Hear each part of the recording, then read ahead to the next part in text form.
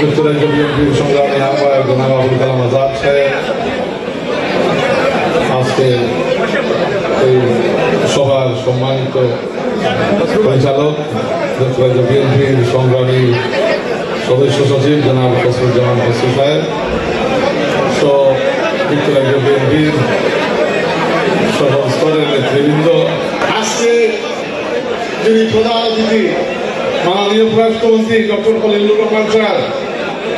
বাইরেও তার একটা উল্লেখ্য জীবনের অংশ প্রবাসন হারাইছে। আমিও আপনার মাঝে চলে গেছ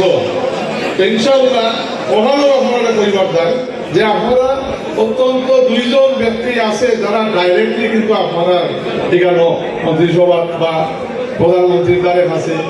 মানে এক্সেস আছে, কাম করার সুযোগ আছে এবং আপনারা দাবি নিয়ে চুপচাপ সবসময় থাকবো আমরা ইনশাআল্লাহ। দেখবা যখন টার্মিনাল 3 হাই লেভেল মিটিং আমি তো মানে সিভিল এভিয়েশন বেসামরিক বিমান চলাচল এই দায়িত্ব কিন্তু আমি প্রধানমন্ত্রী সাহেবকে হইয়া লইছি যাতে আমরা প্রবাসীর কিছু দাবি দেওয়া এখানে আদায় করতে পারে। টার্মিনাল 3 হাই লেভেল মিটিং প্রধানমন্ত্রী যেটা সভাপতিত্ব করই ওখানেও কিছু হিসাব কিতাব দেখাইয়া কইছে যে ম্যানচেস্টার ফ্লাইট বন্ধ রাখতে হইব, কেননা কিতাব 25 থেকে 26 কোটি টাকার লস হয়। তখন আমি আত্মীয় বললাম মাননীয় প্রধানমন্ত্রী এখানে ইলা খালি বন্ধ করলে এটা ওই তো নাই, এখানে একটা ব্যাপার আছে, একটা সেন্টিমেন্ট আছে। এই 25-26 কোটি টাকা কয় লস হয় বাবা দিকে কথা দেখতাম হইব যেন ম্যানচেস্টারও যে নর্থ অফ ইংল্যান্ডের যে মানে সার্ভিসটা এখান থেকে দেওয়া হয় এটা বন্ধ করিলে ব্যাপকভাবে ক্ষতিকর হইব এবং আমরারে ও প্রবাসী হলে ভোট দিছ আমরারে দল প্রভাবিত করছেন দেশের মানুষে আপনারা ভোট দেওয়ার দায় এই ম্যানচেস্টার ফ্লাইট বন্ধ করার দায় না খোলা রাখার দায়। তখন বাংলাদেশের জনমন্ত্রিত জননেতা জনাব তারেক রহমান বলে এটা আপাতত রাখো, এটা যাতে করিব এবং এইভাবে এটা বন্ধ করা ঠিক নাই। তো ইনশাআল্লাহ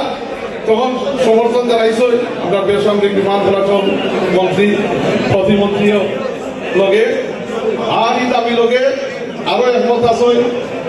আমরা সিলেটের কৃতি সন্তান সাবেক মেয়র বর্তমান প্রবাসী কল্যাণ মন্ত্রী জনাব আরিফুল হক চৌধুরী, আমরা বাণিজ্য মন্ত্রী খন্দকার আব্দুল কাদির সাহেব এবং আমরা তিনজনও ইনশাআল্লাহ কেবিনেটের পক্ষে আপনার যে কোনো আপনার এই প্রধানমন্ত্রী যে কিছু ইন্টারমিনিস্ট্রিয়াল কমিটি করিয়াছেন আমরা সবসময় সোচ্চার ভূমিকা রাখি যাতে প্রবাসী হৌকা বা সিলেটের উন্নয়নের হৌকা আমরা জোরালোর একটা ভূমিকা রাখার চেষ্টা করি যৌথভাবে সবসময় ইনশাআল্লাহ। সিলেটের ক্ষেত্রে রেল লাইনেরও উন্নয়ন হইব শীঘ্রই, আর আমি গিয়া ইনশাআল্লাহ আরিফুল হক সাহেবের বইয়া যাতে সিলেট এয়ারপোর্টও প্রবাসী হলর যেটা মানে একটা মান উপযোগী ব্যবস্থাপনা যাতে কেন একটা ব্যবস্থা থাকে লাউঞ্জর রিসিভ করার এবং মানে সব স্মুথ কার্যক্রম হয় যাতে কোনো প্রবাসীরা হয়রানির শিকার না হয় এবং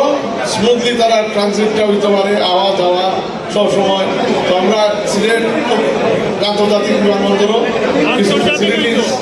যাতে নতুনভাবে করা যায় ওগুলো আমরা গিয়া বইয়া লাভ করে দেখবো ইনশাআল্লাহ। ইনশাআল্লাহ আপনারা ইফতারের সময় হয়েছে আর বেশি লম্বা মারতাম নাই, ভালো লাগে ওখানেও যে আপনারা আসলে আমার অনেক সহযোগিতা করেন, অনেক দোয়া করেন এবং আমি সবসময় আশা করব পরামর্শ দিবা। এই পদ পদবি আজকে আছে কালকে নাই, পদ পদবি আমরা করে না, আমরা করে আমরা রাজনৈতিক যে আদর্শ আমরা করে যে আমার মধ্যে যে বন্ধন আছে আমার আপনার পরিচয় কিন্তু আজকে মন্ত্রী হয় নাই, আজকে উপদেষ্টা হয় নাই, এটা বহুত আগর পরিচয়। তো এই পরিচয় সব সময় যাতে বজায় থাকে এবং ইনশাআল্লাহ দেখা গেলে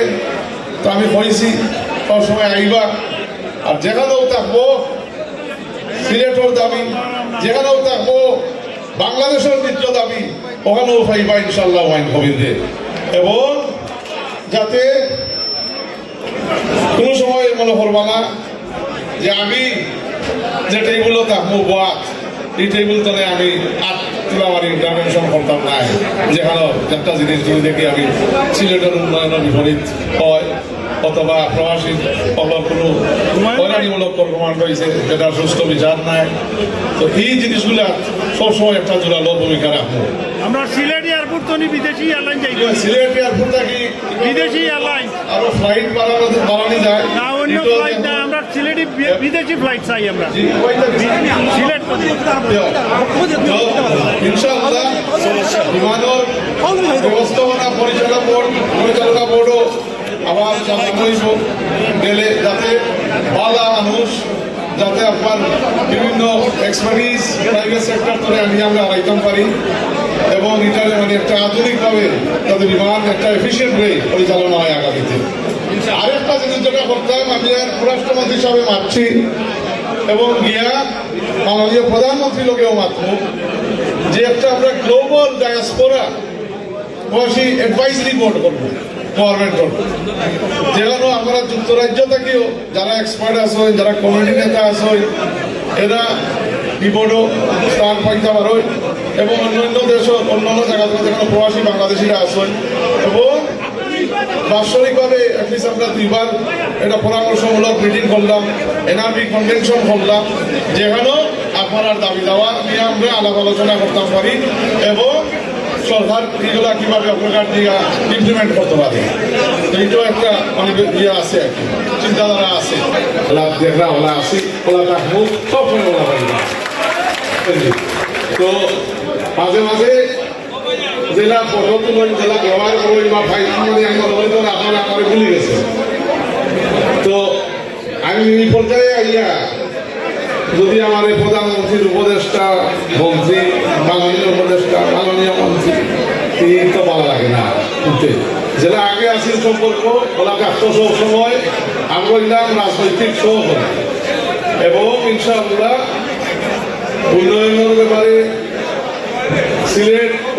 প্রবাসী দাবি দেওয়া বাংলা মানুষ যাতে আপনার বিভিন্ন এক্সপার্টিস প্রাইভেট সেক্টর করে আমরা আড়াইতাম পারি এবং এটারে মানে একটা আধুনিকভাবে যাতে বিমান একটা এফিসিয়েন্ট ওয়ে পরিচালনা হয় আগামীতে। আরেকটা জিনিস যেটা করতাম আমি আর পররাষ্ট্রমন্ত্রী হিসাবে মারছি এবং গিয়া মাননীয় প্রধানমন্ত্রী লোকেও মারবো যে একটা আমরা গ্লোবাল ডায়াসপোরা বসি অ্যাডভাইসরি বোর্ড করবো গভর্নমেন্ট করবো, যেখানে আমরা যুক্তরাজ্য থেকেও যারা এক্সপার্ট আসেন যারা কমিউনিটি নেতা আসেন এরা এই বোর্ডও স্থান পাইতে পারেন এবং অন্যান্য দেশের অন্যান্য জায়গা থেকে যেখানে প্রবাসী বাংলাদেশিরা আসেন এবং বাৎসরিকভাবে অ্যাটলিস্ট আমরা দুইবার একটা পরামর্শমূলক মিটিং করলাম।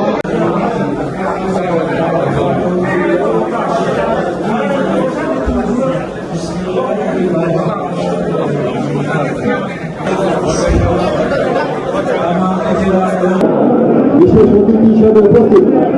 আমাদের সিলেটের প্রতি সন্তান এবারে বক্তব্য নিয়ে আসার জন্য